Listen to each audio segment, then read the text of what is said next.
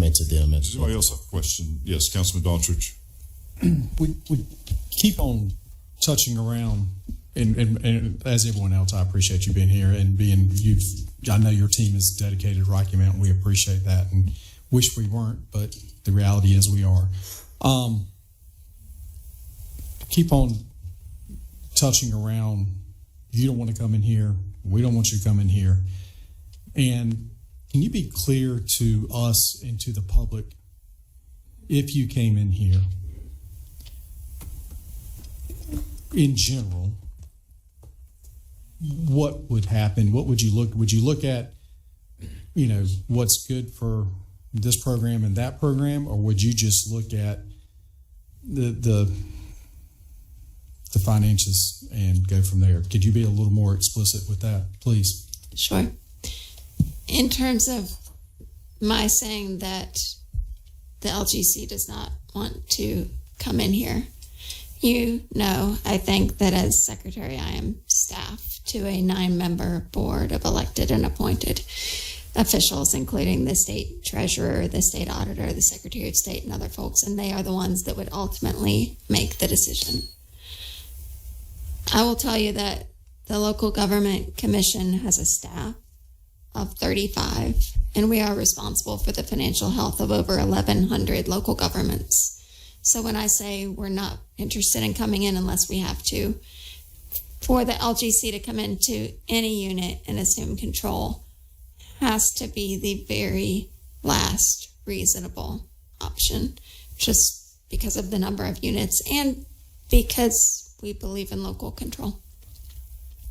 That said, okay. Yep.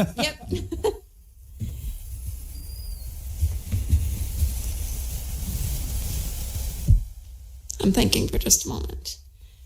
I have confidence in your manager and in your finance officer.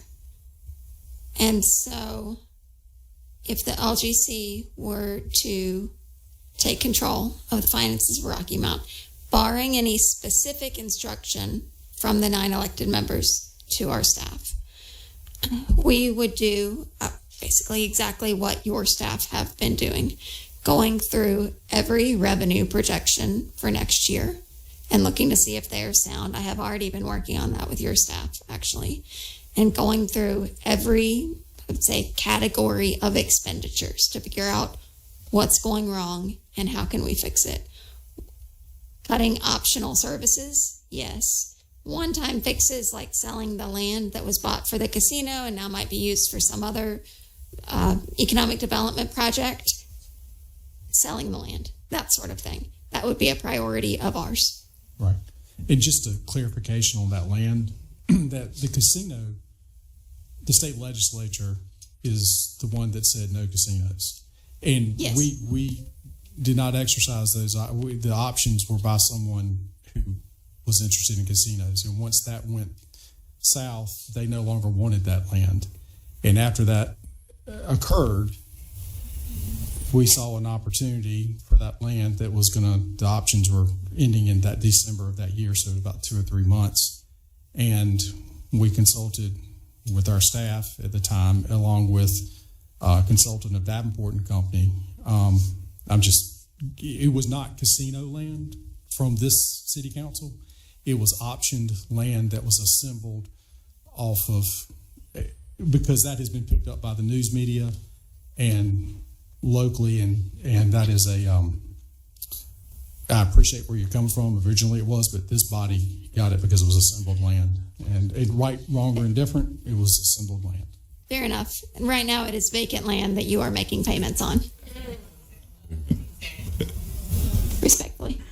And I 100% agree with you. 100% agree. Okay. Any other questions for Ms. Canada? All right, having none, I'll thank you so much, and I appreciate your willingness to come and speak and Sure. and clarifying a number of issues for us. My team and I remain available to you and your staff, and we want to see you through this over the long haul. I appreciate your availability. I just wish you didn't have to make so much time for us. Yes, Councilman T.J. Walker.